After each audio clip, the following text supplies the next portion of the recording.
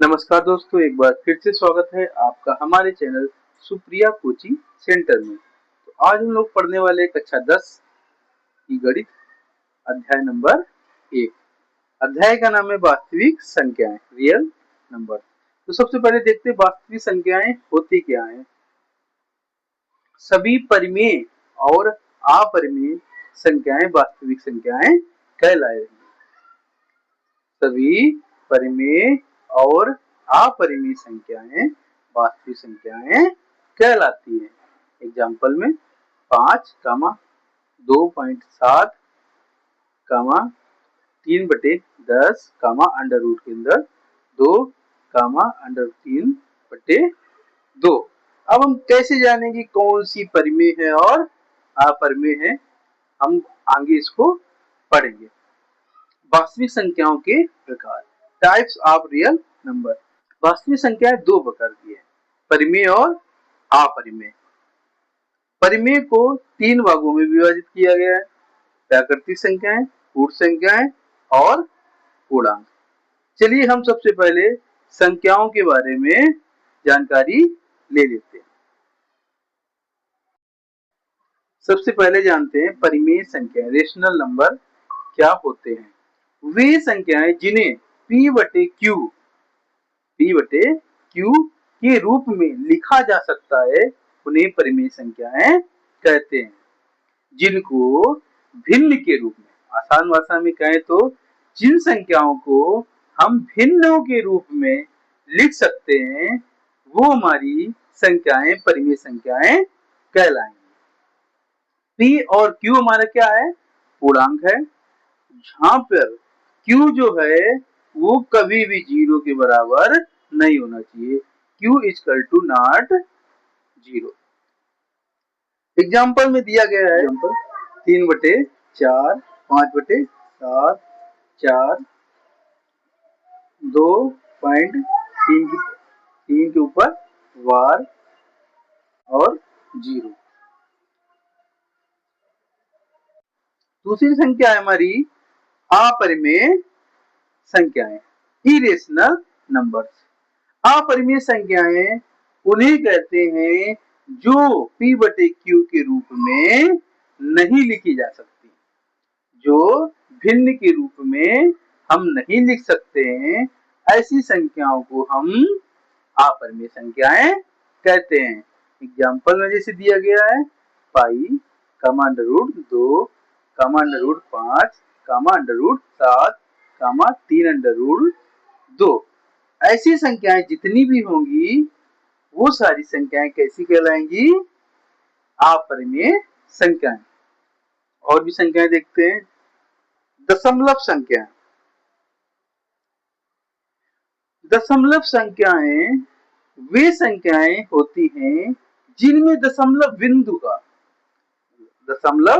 या पॉइंट का उपयोग किया जाता है, दशमलव संख्याएं कहलाती हैं।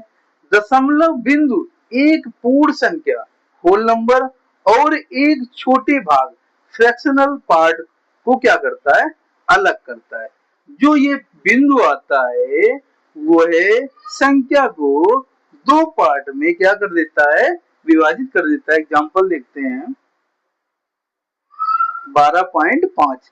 ये पॉइंट के बाएं तरफ वाले भाग को पूर्ण भाग कहेंगे, होल नंबर, और पॉइंट के दाएं तरफ वाले भाग 5 को भिन्नात्मक भाग या दशमलव भाग कहेंगे। क्या है, शांत दशमलव संख्याएं, टर्मिनेटिंग डेसिमल नंबर।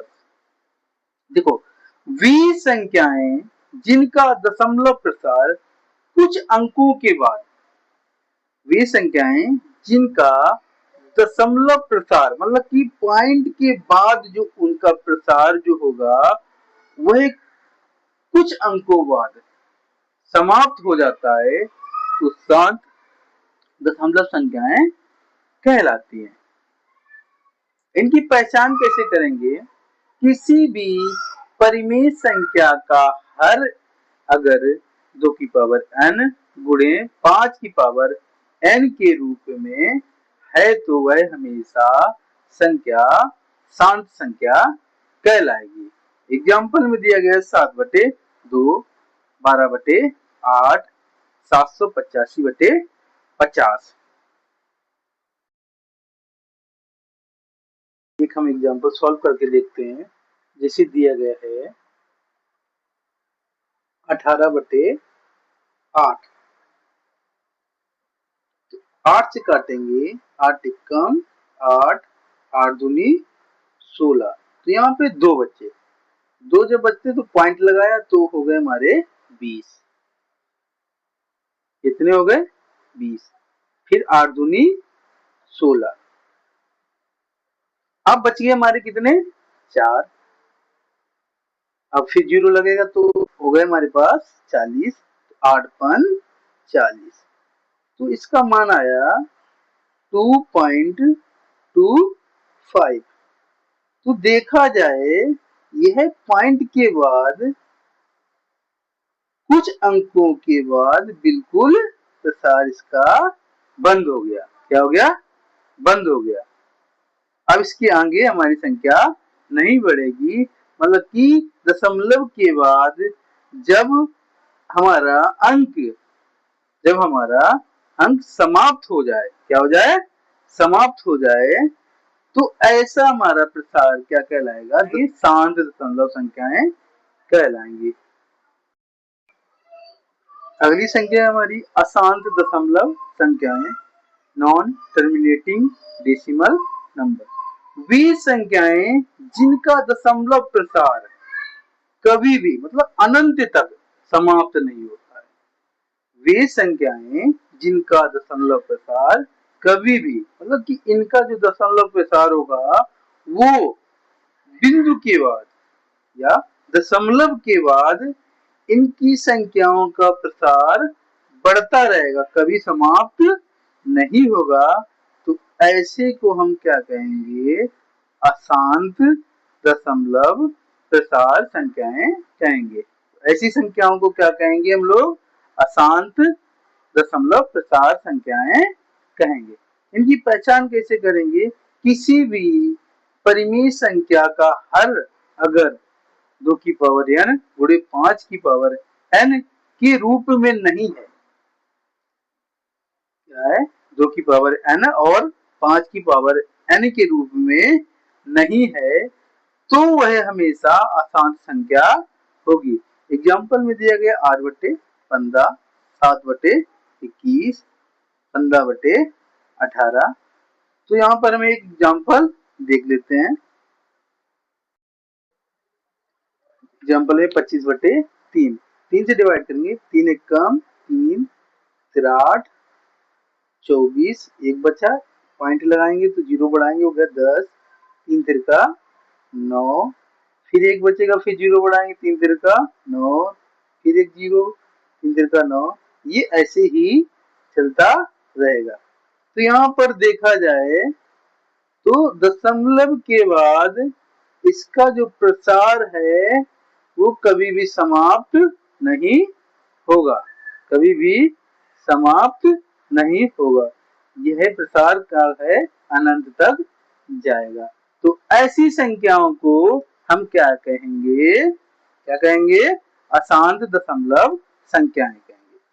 जब हमारी संख्याएं बार बार वही संख्या बार बार रिपीट होती है तो हम उसी संख्या पर ये वार का निशान चढ़ा देते। अशांत आवर्ती संख्या, नॉन टर्मिनेटिंग रिपीटिंग या रिकरिंग। तो हमारी अगली संख्या है अशांत आवर्ती संख्याएं, नॉन टर्मिनेटिंग रिपीटिंग रिकरिंग। वे संख्याएं जिनमें दशमलव के बाद अंकों का निश्चित समूह, दशमलव के बाद अंकों का निश्चित समूह या अंक बार बार दोहराया जाता है, तो ऐसी संख्याएं हमारी अशांत आवर्ती संख्याएं कहलाती हैं। एग्जाम्पल देखते हैं।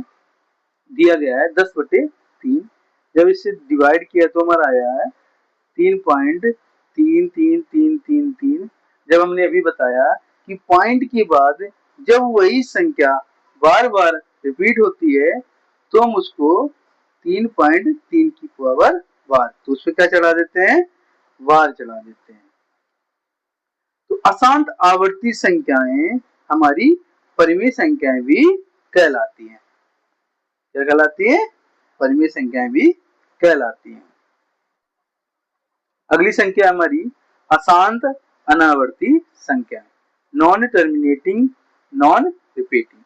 ऐसी संख्याएं जिनमें दशमलव के बाद के अंक ना तो समाप्त होते हैं और ना ही निश्चित क्रम में दोहराए जाते हैं, ना तो वो एक प्रसार के बाद बंद होते हैं और ना ही उनका क्रम जो होता है निश्चित क्रम में होता है।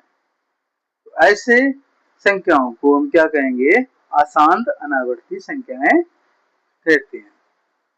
जैसे एग्जांपल देख लेते हैं, पाई बराबर दिया गया है 3.1415926 यहाँ पे देखा जाए कोई भी अंक बार बार रिपीट नहीं हुआ है और चल रहा है, तो ये ऐसा क्रम चल रहा है, ये क्रम आगे ऐसे आगे आगे बढ़ता रहेगा।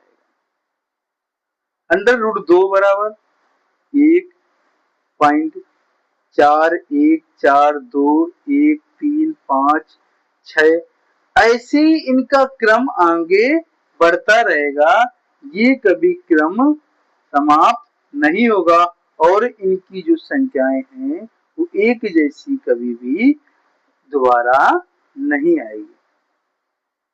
तो ऐसी संख्याओं को अशांत अनावर्ती संख्याओं के साथ साथ हम इनको अपरिमेय संख्या भी कहते हैं। क्या कहते हैं, अपरिमेय संख्या भी कहते हैं। अगली संख्या हमारी पूर्णांक संख्याएं, इंटीजर्स नंबर। धनात्मक, ऋणात्मक और शून्य से मिलकर बनी हुई संख्याएं पूर्णांक संख्याएं कहलाती हैं। धनात्मक, ऋणात्मक और शून्य से मिलकर बनी हुई संख्याएं पूर्णांक संख्याएं कहलाती हैं।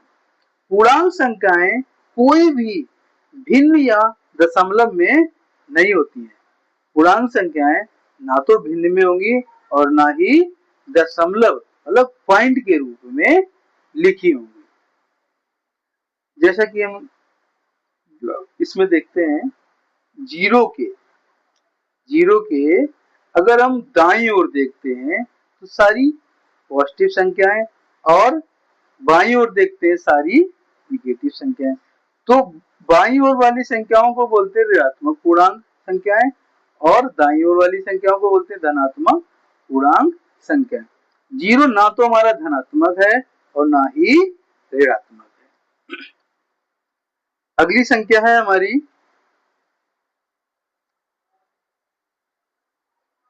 प्राकृतिक संख्याएं, नेचुरल नंबर्स।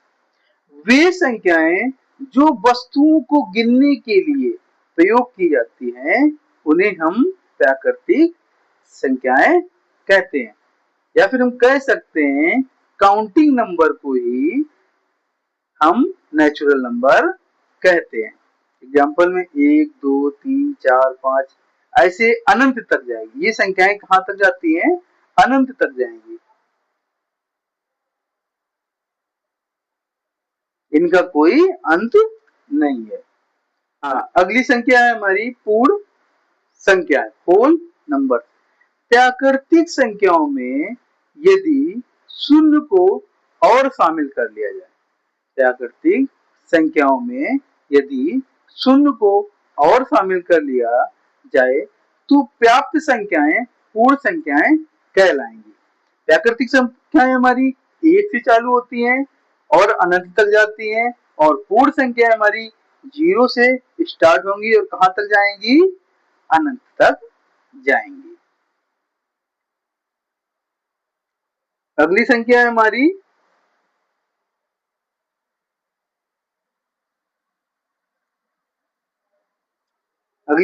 हमारी सम संख्याएं, इवन नंबर्स। वे संख्याएं जो 2 से पूर्णतः विभाजित हैं सम संख्याएं कहलाती हैं। जो भी संख्या 2 से पूर्णतः विभाजित होंगी वो सारी संख्याएं सम संख्याएं कहलाएंगी। या फिर हम कह सकते हैं जिन संख्याओं का इकाई का अंक 0, 2, 4, 6 या 8 हो तो ऐसी संख्याओं को भी हम क्या कहेंगे? सम संख्याएं कहेंगे। जैसे एग्जांपल में दिया गया है हमारा 18, कितना दिया गया? 18। तो इसका देखा जाए इकाई का अंक कितना है? 8 है। इसी प्रकार दिया गया 176, तो इसका इकाई का अंक कितना है? 6। तो ये हमारी क्या हो गई? सम संख्या हो गई। इसी प्रकार दिया गया है 2,04,16, तो इसका इकाई का अंक देखा कितना है? 6। तो ये भी हमारी क्या होगी? सम संख्या होगी।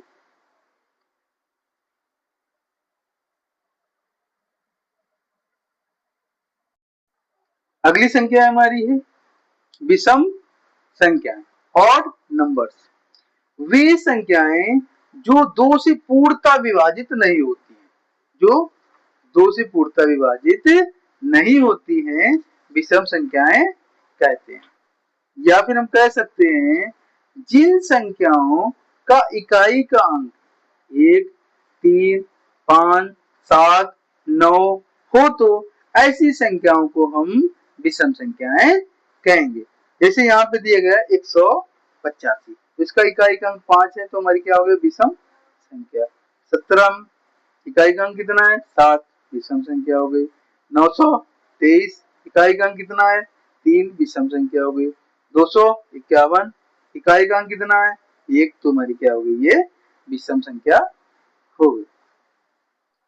अगली संख्या है हमारी भाज्य या संयुक्त संख्याएं, कंपोजिट नंबर। वे संख्याएं जो स्वयं और एक के अलावा, वे संख्याएं जो स्वयं मतलब खुद से और एक के अलावा किसी भी संख्या से पूर्णतः विभाजित हो जाए। क्या हो जाए? पूर्णतः विभक्त हो जाए, उन्हें भाज्य या संयुक्त संख्याएं कहते हैं। एग्जाम्पल में देखा जाए 4, 6, 15, 180। ये मतलब एक के अलावा, जैसे 4 है 2 से भी विभाजित हो जाएगी और 4 से भी मतलब स्वयं से भी विभाजित हो जाएगी। 6 है वह 2 से भी विभाजित हो जाएगी, 3 से भी विभाजित हो जाएगी और 6 खुद से भी विभाजित होगी। तो अगर कोई पूछ देता है कि सबसे छोटी संयुक्त संख्या क्या है, तो सबसे छोटी संयुक्त संख्या हमारी कितनी है? 4 है। अगली संख्या है हमारी अभाज्य संख्याएं, प्राइम नंबर्स। वे संख्याएं जो स्वयं और एक के अलावा किसी भी संख्या से पूर्णतः विभक्त ना हो, उन्हें अभाज्य संख्याएं कहते हैं। या फिर कह सकते हैं ऐसी संख्या जिसमें खुद के अलावा किसी दूसरी संख्या का भाग ना जाए, तो ऐसी संख्या हमारी अभाज्य संख्या कहलाएगी। तो एग्जांपल देखते हैं हमारा 2, 3, 5, 7, 11, 13, 17, 19, 23, 29, 31, 37। इसी प्रकार जो भी संख्या खुद से ही विभाजित होगी, किसी और संख्या से नहीं होगी, तो ऐसी संख्या हमारी अभाज्य संख्या कहलाएगी। अगर कोई पूछता है कि सबसे छोटी अभाज्य संख्या और सबसे छोटी सम संख्या हमारी कितनी है? 2 है। अगली संख्या हमारी सह अभाज्य संख्या है, को प्राइम नंबर। जब 2 या 2 से अधिक संख्याओं में कोई भी उभयनिष्ठ गुणनखंड ना हो अथवा जिसका महत्तम समावर्तक या फिर कह सकते हैं जिसका मासा 1 हो, वे सह अभाज्य संख्याएं कहलाती हैं। एग्जाम्पल में 18, 25। अगर इनका मासा निकालेंगे तो कितना आएगा? 1 आएगा। इसी प्रकार 4 और 9 और 17 और 36 का भी मासा 1 आएगा। तो ऐसी संख्या हमारी क्या कहलाएंगी? सह अभाज्य संख्याएं कहलाएंगे। अगली संख्या है हमारी जुड़वा अभाज्य संख्याएं, ट्विन प्राइम नंबर। ऐसी दो अभाज्य संख्याएं जिनके बीच केवल 2 का अंतर होता है उन्हें युग्म अभाज्य संख्याएं कहते हैं। या फिर कह सकते हैं ऐसी दो अभाज्य संख्याएं जिनमें 2 का अंतर होता है उन्हें जुड़वा अभाज्य संख्याएं कहते हैं। एग्जाम्पल देखते हैं 3 और 5। 3 और 5 में अंतर कितना है? 2 का। और ये दोनों कैसी संख्याएं? अभाज्य संख्याएं। इसी प्रकार 11 और 13 में 2 का अंतर है। 17 और 19 में भी कितने का अंतर है? 2 का अंतर है। और ये सारी संख्याएं कैसी हैं? अभाज्य संख्याएं। और दिया गया है 2 क्रमागत विषम अभाज्य संख्याएं। 2 क्रमागत विषम अभाज्य संख्याएं जुड़वा अभाज्य संख्याएं कहलाती है। इस अध्याय से रिलेटेड और भी चीजें देखते हैं, जैसे गुणनखंड, समापवर्तक, विभाजक। फैक्टर होता क्या है?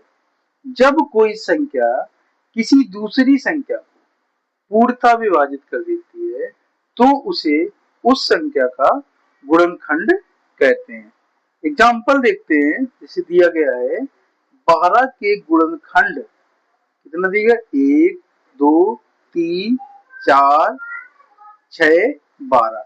तो जो भी ये संख्याएं दी गई हैं वो संख्या 12 को पूर्णतः विभाजित करेगी। अगर इनमें से अगर हम कोई दूसरी संख्या ले लेते हैं 5, तो क्या 5 12 को पूर्णतः विभाजित करेगी? नहीं करेगी। तो हमारा 12 के गुणनखंड में 5 नहीं आ सकता। आगे देखते हैं गुणनफल, प्रोडक्ट। 2 या 2 से अधिक संख्याओं को आपस में गुणा करने पर जो परिणाम प्राप्त होता है उसे गुणनफल कहते हैं। एग्जाम्पल में देखते हैं, जैसे 3 और 4 का गुणा करने पर हमको परिणाम कितना प्राप्त हुआ? 12। तो यही हमारा क्या कहलाएगा? 3 और 4 का गुणनफल 12 कहलाएगा। अभाज्य गुणनखंड, प्राइम फैक्टर, बहुत ही इंपॉर्टेंट है प्राइम फैक्टर इस चैप्टर के लिए। दी गई संख्या को अभाज्य संख्याओं के गुणनफल के रूप में लिखना अभाज्य गुणनखंड कहलाता है। जब कोई संख्या दी जाए और उसे अभाज्य संख्याओं के गुणनफल के रूप में हम लिखते हैं तो उन्हें हम अभाज्य गुणनखंड कहते हैं। जैसे दिया गया है एग्जाम्पल में 18, तो 18 का हम जब फैक्टर करते, क्या करते हैं? फैक्टर करते हैं या अभाज्य गुणनखंड करते हैं तो कितना आता है? 2 गुणे 3 गुणे 3। अपवर्त, मल्टीपल्स क्या होता है? जब हम किसी संख्या को किसी पूर्णांक से गुणा करते हैं तो जो परिणाम मिलता है उसे गुणज या अपवर्त कहते हैं। या फिर कह सकते हैं दी गई संख्या का पहाड़ा ही हमारा क्या कहलाता है? गुणज कहलाता है। एग्जाम्पल देखते हैं 6 के गुणज, 6, 12, 18, 24, 30 और इसके बाद 36, 42, 21।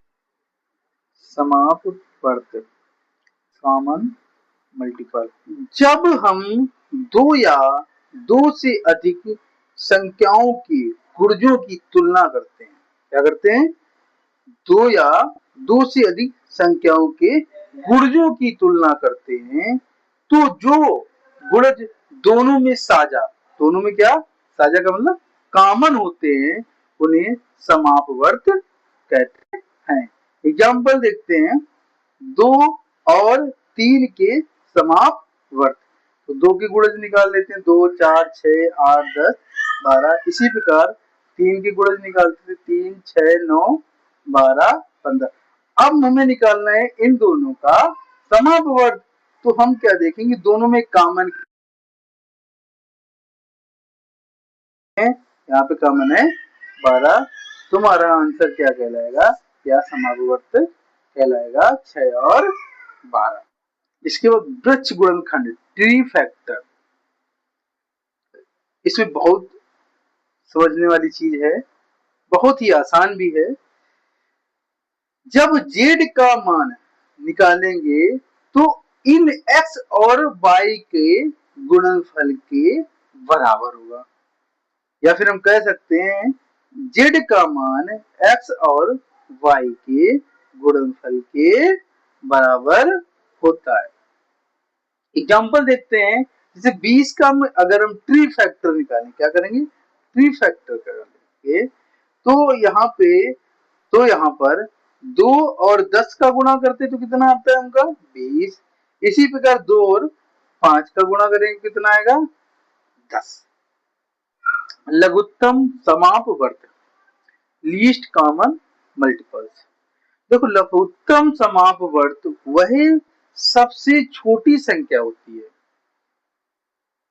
लघुत्तम समापवर्त वह सबसे छोटी संख्या होती है जो दी गई सभी संख्याओं से पूरी तरह विभाजित हो जाए। एग्जाम्पल देखते हैं, यहाँ पे 4 और 6 का एलसीएम कितना है 12। तो मतलब 12 एक सबसे छोटी संख्या है जो 4 और 6 से पूर्णतः क्या होगी, विभाजित होगी।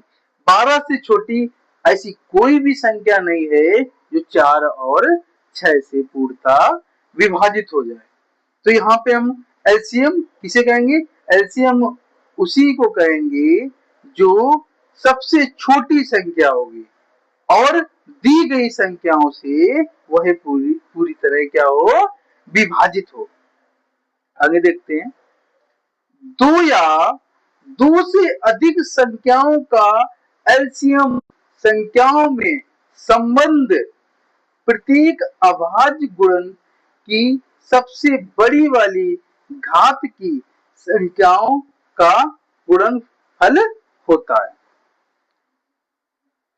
जो भी संख्याओं का गुणन दिया गया होगा, जो भी संख्याओं का गुणन दिया गया होगा, उन गुणन में सबसे बड़ी वाली घात की संख्याओं का गुणनफल हमारा क्या कहलाएगा, एलसीएम कहलाएगा। एग्जाम्पल, 30 का अभाज्य गुणन है 2, 3, 5। यहाँ पे 48 का किया गया है तो कितना आया 2, 2, 2, 2, 3। मतलब कि 2 कितनी बार आया यहाँ पे 1, 2, 3, 4। तो 2 की पावर कितना हो गया 4, 3 एक बार आया तो 3 की पावर 1। इसी प्रकार 30 में 2 भी एक बार आया, 3 भी एक बार आया और 5 भी एक बार आया, तो इनकी पावर कितनी होगी 1 1 हो गई। अब हमें बताया गया है कि अभाज्य गुणन की सबसे बड़ी घात, तो हम देखेंगे 2 में सबसे बड़ी घात कितनी है 4, तो यहाँ कितना लेंगे 4। 3 में यहाँ भी 1 है और यहाँ भी 1 है, तो सबसे बड़ी घात भी हमारी क्या होगी यहाँ पे 1 ही होगी, तो 1 ले लेंगे। 5 की पावर 1 ही सबसे बड़ी होगी, तो ले लिया। जब इनका हमने गुणनफल निकाला एलसीएम कितना होगा 240।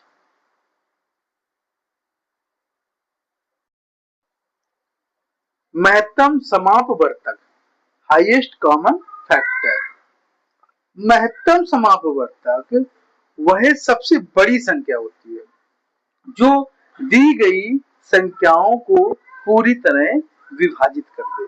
एग्जाम्पल देखते हैं, 12 और 18 का एलसीएम कितना आया 6। मतलब 6 एक ऐसी संख्या है जो 12 और 18 को क्या कर देगी, पूरी तरह विभाजित कर देगी। अब 6 से ऐसी कोई सी भी बड़ी संख्या नहीं है जो 12 और 18 को पूरी तरह विभाजित कर दे। आगे देखते हैं, 2 या 2 से अधिक संख्याओं का एचसीएफ संख्याओं के प्रत्येक उभयनिष्ठ कॉमन अभाज्य गुणनखंड की सबसे छोटी घात वाली संख्याओं का गुणनफल होता। छोटी सी बात याद रखनी है, एक तो हमको सबसे छोटी घात लेनी है और वो क्या होनी चाहिए, दोनों में कॉमन भी होनी चाहिए। क्या होनी चाहिए, दोनों में कॉमन भी होनी चाहिए। एग्जाम्पल देखते हैं, ये 27 का हमारा गुणनफल है 3 गुणे 3 गुणे 3, तो 3 की पावर कितना आ गया 3। 36 का किया गया तो कितना 2 गुणे 2 गुणे 3 गुणे 3, तो 2 की पावर कितना आया 2 और गुणे में 3 की पावर 2। अब हमें 36 और 27 से क्या निकालना, एचसीएफ। और हमसे बोला भी गया है कि अभाज्य गुणनखंड की सबसे छोटी घात लेनी है और ये भी बातें याद रखनी, वो दोनों में क्या हो, कॉमन भी हो। तो 3 दोनों में है, तो इन दोनों की सबसे छोटी घात कितनी होगी, यहाँ 3 है और यहाँ 2 है, तो सबसे छोटी घात क्या लेंगे 3 की पावर 2। लेकिन 2 यहाँ इसमें है और इसमें इसके गुणनखंड में नहीं है, तो 2 नहीं लेंगे। तो 27 और 36 का एचसीएफ कितना कहलाएगा हमारा 9। दो संख्याओं का गुणनफल, जब हमको दो संख्याएं दी जाए, उन दोनों संख्याओं का गुणनफल और उन संख्याओं से निकाले गए एलसीएम और एचसीएफ का गुणनफल आपस में दोनों क्या होंगे, बराबर होंगे। आपस में दोनों क्या होंगे, बराबर होंगे। एग्जाम्पल देख लेते हैं। संख्या हमारे पास है 18 और 24, इनका हमने फैक्टर कर लिया है यहाँ पे, तो हमें एलसीएम निकालना है। एलसीएम में हमें बताया गया है कि गुणनखंड की सबसे बड़ी घात लेंगे, तो 2 की यहाँ पे सबसे बड़ी घात क्या है 2 की पावर, और 3 की यहाँ पे सबसे बड़ी घात कितनी, 3 की पावर 2। जब इनका हमने दोनों का गुणनफल निकाला कितना आया 72, तो एलसीएम कितना हो गया 72। और एचसीएफ में हमको बताया गया है गुणनखंड की सबसे क्या लेनी, छोटी घात लेनी है और उसके साथ दोनों में क्या होना चाहिए, कॉमन। तो 2 की सबसे छोटी घात 1 है और यहाँ भी 3 की पावर 1 है, तो यहाँ 2 और 3 आ गया। तो 2 3 का गुणनफल निकाला कितना आया 6, तो इसका एचसीएफ कितना आ गया 6। और हमें बताया गया है कि दो संख्याओं का गुणनफल उन संख्याओं से निकाले गए एलसीएम और एचसीएफ का गुणनफल आपस में बराबर होगा। चलो देख लेते हैं। तो यहाँ मान लेते हैं पहली संख्या को हमने कितना मान लिया a और दूसरी संख्या को कितना मान लिया b, तो दोनों का गुणनफल और इन संख्याओं से निकाले गए एलसीएम और एचसीएफ का गुणनफल। तो पहली संख्या 18, दूसरी संख्या कितनी है 24, इन दोनों संख्याओं से निकाला गया एलसीएम कितना है 72 और एचसीएफ कितना है 6। इन दोनों का गुणनफल निकाला तो कितना है 432 और इन दोनों का जब गुणनफल निकाला तो कितना है 432। यहाँ पर हम याद रखेंगे, जब भी दो संख्याओं का गुणनफल और उन संख्याओं से निकाले गए एलसीएम और एचसीएफ का गुणनफल सदैव बराबर होगा। यहाँ पे नोट में दिया गया है, जब प्रश्न में बड़ी से बड़ी संख्या बोला जाए तो हमें एचसीएफ निकालेंगे और जब प्रश्न में छोटी से छोटी संख्या बोला जाए तो हम एलसीएम निकालेंगे। तो देख लेते हैं, अभाज्य गुणनखंडों की घातों का योगफल, sum of powers of prime factor. ये क्या होता है, देखो इसमें क्या करते हैं हम लोग, सबसे पहले दी गई संख्या का अभाज्य गुणनखंडन करते हैं और फिर प्राप्त अभाज्य संख्याओं की घातों को आपस में क्या कर देते हैं, जोड़ देते हैं। जोड़ने पर जो मान निकलता है वही हमारा घातों का योगफल कहलाता है। एग्जाम्पल देख लेते हैं। संख्या 196 के लिए 196 का गुणनखंड किया 2 गुणे 2 गुणे 7 गुणे 7, तो 2 की पावर कितना आया 2 और 7 की पावर कितना है 2। यहाँ भी पावर 2 है और यहाँ भी पावर 2 है, तो दोनों पावर को हमने क्या कर दिया, जोड़ दिया, तो आंसर कितना है हमारा 4। तो यही घातों का योगफल है। अंकगणित की आधारभूत प्रमेय, फंडामेंटल थ्योरम ऑफ अरिथमेटिक। प्रत्येक भाज्य संख्या को अभाज्य संख्याओं की घातों के गुणनफल के रूप में लिखने वाली विधि अंकगणित की आधारभूत प्रमेय कहलाती है। भाज्य संख्या जो होता है वह अभाज्य संख्याओं का गुणनफल के बराबर होता है। क्या होगा? अभाज्य संख्याओं का गुणनफल के बराबर होगा। यदि किसी संख्या के दो से अधिक गुणनखंड है, दो से अधिक गुणनखंड है, तो वह संख्या भाज्य संख्या कहलाती है। यहाँ पे याद रखने वाली बात है कि जब कोई संख्या के दो से अधिक गुणनखंड है तो वह हमारी संख्या भाज्य संख्या कहलाएगी। अब चलते हैं इनसे रिलेटेड क्वेश्चन सॉल्व कर लेते हैं, जो हमारे बोर्ड की परीक्षा के लिए बहुत ही इम्पोर्टेंट हैं, जो हर साल पूछे जाते हैं।